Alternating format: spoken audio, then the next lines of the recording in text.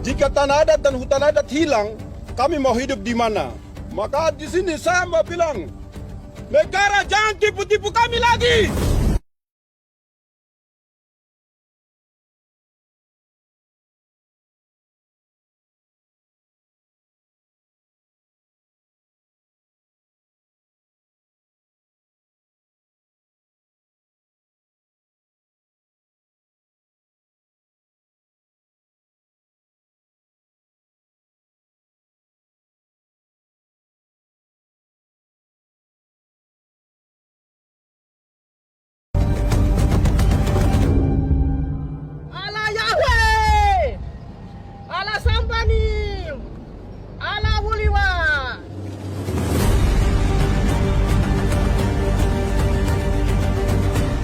Kalau kami dianggap orang Papua itu bagian daripada Republik ini, tolong hargai kami.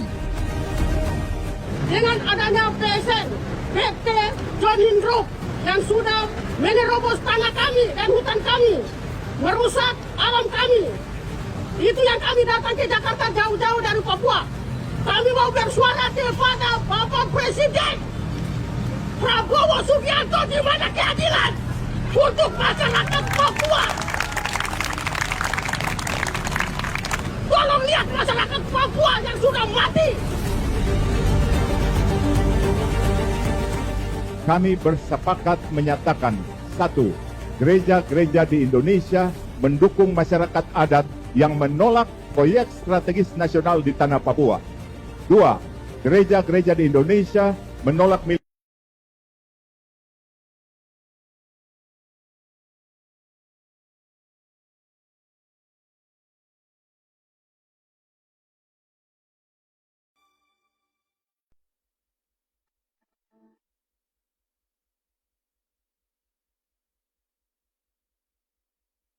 Kita sering merasa banyak hal buruk sudah jadi cerita sejarah.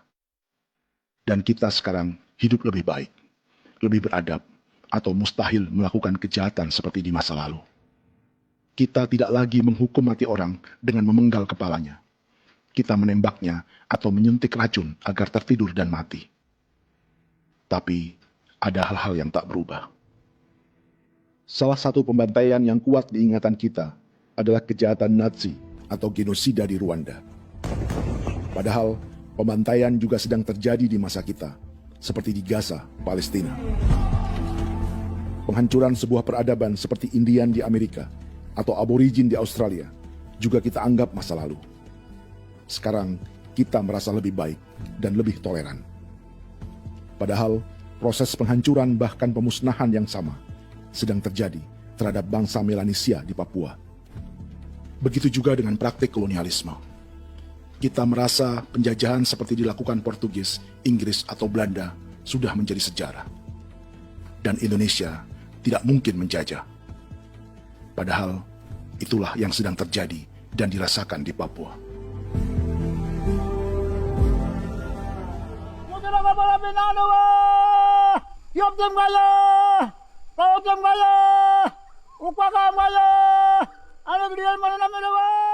Jalannya sejarah ini disadari Willem Kimco di pedalaman Bovendigul, Papua.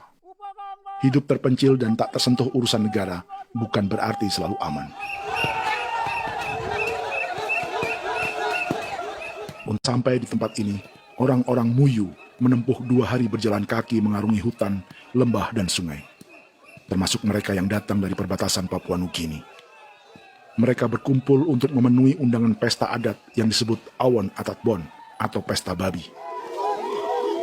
Yang mengundang adalah marga Kimco Jinipjo. Yang dituakan di marga ini adalah Willem Kimco. Ia tak punya kartu tanda penduduk dan kewarganegaraan manapun, baik Indonesia atau Papua Nugini. Tahun 1984, 10.000 orang Papua, terutama suku Muyu, mengungsi ke Papua Nugini untuk menghindari operasi militer Indonesia, termasuk Willem Kimco. Apa yang membuat pesta adat ini istimewa? Apa bedanya dengan acara serupa yang dihadiri pejabat, tokoh agama, LSM, atau yang direkam oleh kru televisi dan konten kreator? Pertama, untuk membuat pesta babi, orang Muyu perlu persiapan selama 10 tahun. Sebab, babi-babi yang akan jadi bagian dari pesta ini tak boleh dibeli, alias harus dipelihara sendiri. Babi-babi ini bukan bantuan pejabat pemerintah, gereja, atau LSM.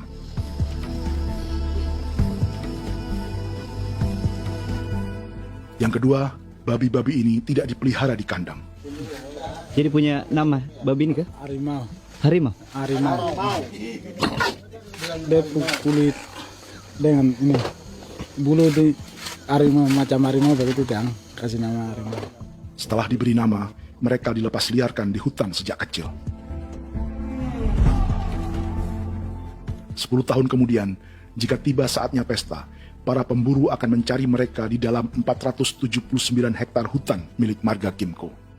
Suku atau marga lain tak akan mencurinya di hutan, karena mereka sudah punya babi dan wilayah masing-masing. Itu artinya, mereka harus tetap menjaga dan mempertahankan hutannya agar babi-babi bisa hidup. Demikian juga dengan lahan pangan mereka, yang menumbuhkan sagu, keladi, atau aneka sayuran.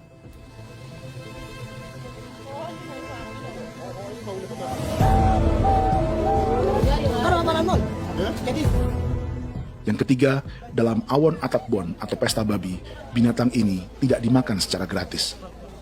Setiap marga atau klan dalam suku Muyu akan membayar jerih payah tuan rumah menjaga hutan dan memelihara babi.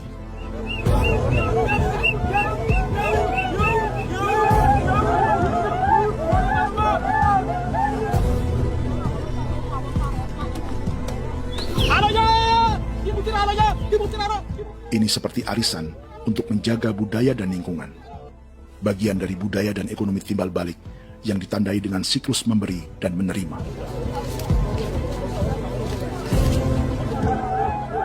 Ini juga cara orang Muyu membangun dan memperluas aliansi. Awon bet begul bet, ulan yau kan bet, asat bet anani, asat bet yang liga anani, oh, ada amten anani. Menen itu nih ya ke, kepo kemo kau di mana, kepo kemo mayat nih, kep tetek mau yang gue, kep kan bet ini kep tore ben, nih ben itu nih kadek nih, oke, kepo nanti kutu apa mau, kepo kep pasar kutu orang nih, kene man gini wan. Koko kati bolon ya beng, koko kuning bolon ya. Jika Willem Kimco dan marganya bisa menjaga hutan dan wilayahnya, marga lain ikut diuntungkan sebagai sebuah ekosistem.